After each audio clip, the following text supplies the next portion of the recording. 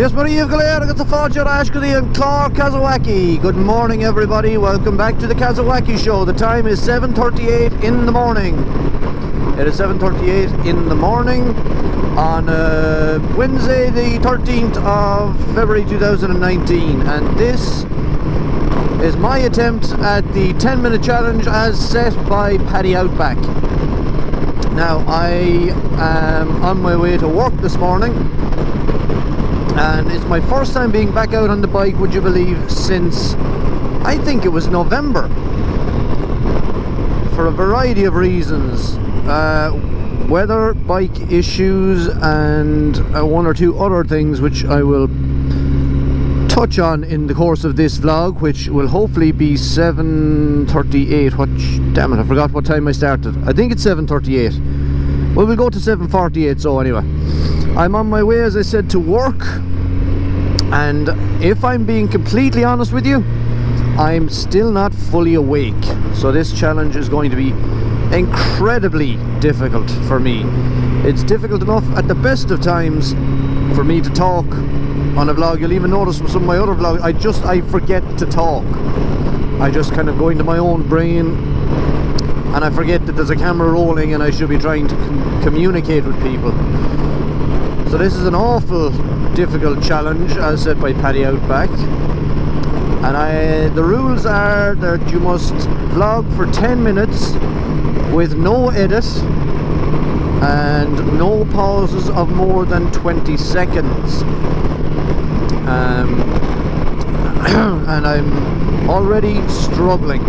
Also, you can't have a planned topic. You can't come out with an idea of what to say. So that's going to be not too difficult for me, because I'll be honest with you, I never really come out with a plan or a script anyway. I just kind of throw my leg over the bike and hit the road, and whatever pops into my head and gets blurted out through my mouth. But one of the downsides of that, as you'll notice from a lot of my videos, is that I don't actually say much on them, which is something I'm hoping to change for 2019. So this is probably a good starting point, doing this 10-minute challenge.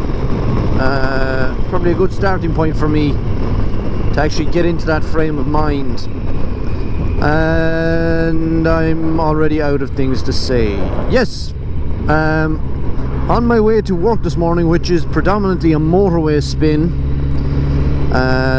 although I've just remembered that I've brought no change for the toll, so that's going to be, damn it, that means I'm going to be late for work, because I'll have to come off the motorway at some point and go on the old road, and people like this are slowing me down. Right, that's less than ideal. Okay, back to the vlog, and enough on my commuter hell. Things to say. Yes, I have not been out on the bike since November, which is a long time for me. I wouldn't say I'm a fair weather rider. I don't just go out in, you know, the summer, spring to summer. You know, I don't mind going out and getting wet or getting pissed on or getting blown away. It's actually quite windy this morning. You can't really tell here at the moment, but on the motorway now we'll see a lot of wind buffeting me around.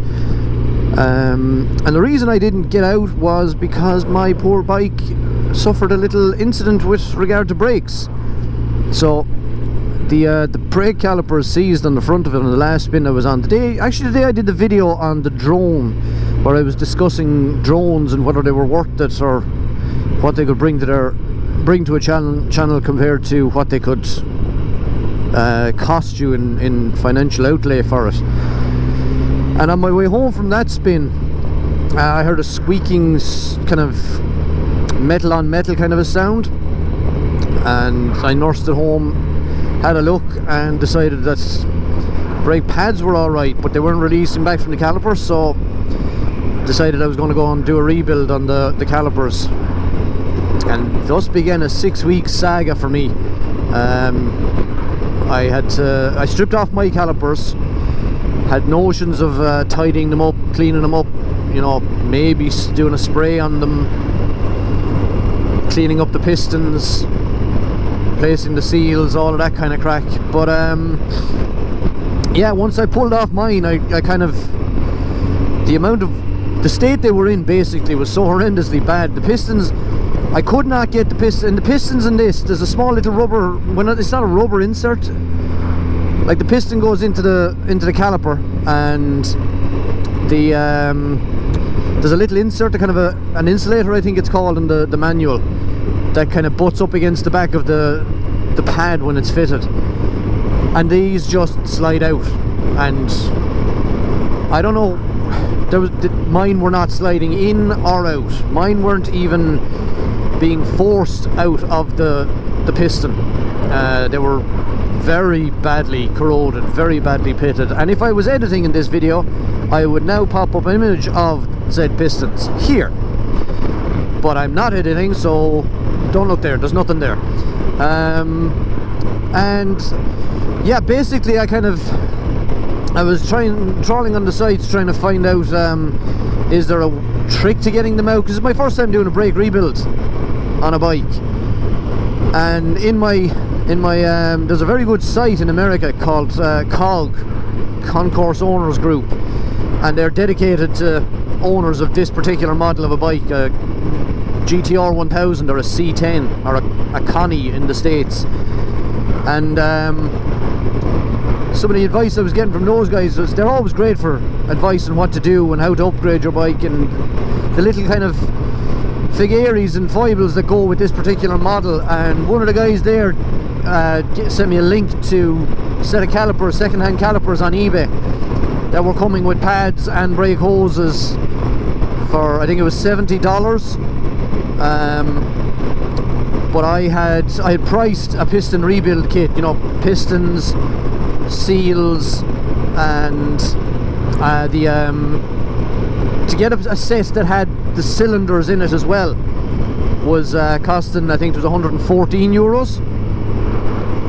So obviously the cheaper, more sensible option was the good condition second-hand calipers, which we had, which the chap in the States had sent me a link for. So bought those from the States on eBay, and I had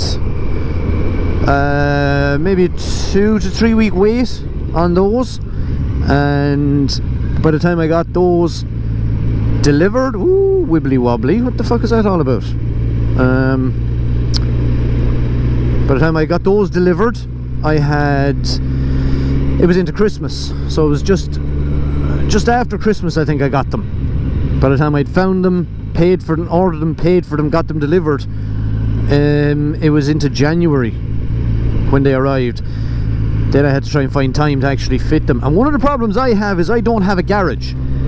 My bike lives on a patio when I'm not riding it, under a cover, which is fine. Like, the bike survives away fine. Obviously I'd prefer to have a shed, but you know, beggars can't be choosers. But one of the drawbacks of not having a shed is when you go to do a job on your bike, you are at the mercy of so many variables, like the weather. For example, if I go out and I strip the calipers off my bike in a shed, I can leave them on a bench, I can go away, have a cup of tea, I can come back, I can clean them up and go away, have me dinner, come back, fit the seals and the pistons, etc, etc, all that kind of good stuff. The problem with owning a bike with no shed in Ireland is you go out and you take the calipers off your bike and it starts to rain, and you have to gather up all your tools and take your caliper into your child's playroom and put them on top of the press and wait for 4 days for the rain to stop before you can go back out and do anything else. And weather was not kind to me during that period of time, so it took me a long time to get the calipers fitted, but eventually I got them fitted, got them bled up, and they're back on the bike. And then my young fella got sick. He ended up in the hospital for a few days. That put me back for another little while, but I mean, you'd pay that price, wouldn't you? A couple of days not out on the bike versus seeing your child fully recovered and better. And that was that's the reason why today is my first spin out on the bike, and it's actually my first spin to test the brakes.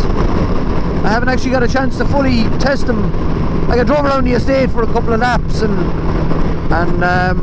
tested them out, and they were fine, but that was maybe a week ago. I got to do that. So I'm testing it now. Oh, 7:48 lads, that's a 10-minute vlog. Yeah, so this is my motorway commute.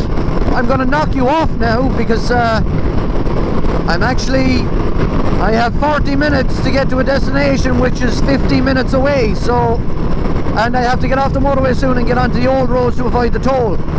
So I'll leave it there for now. I hope I managed to do this vlog. I hope I managed to succeed in this challenge. 10-minute vlog, no pauses, no breaks, no topic, no editing. And many thanks to Paddy Outback for setting the challenge. I have a couple of challenges in my own head that I'm going to put up on the Facebook page, challenge accepted. So vengeance is mine, says the Lord to you, Paddy Outback. Anyway, we'll leave it there. Slán go fóill and ride safe.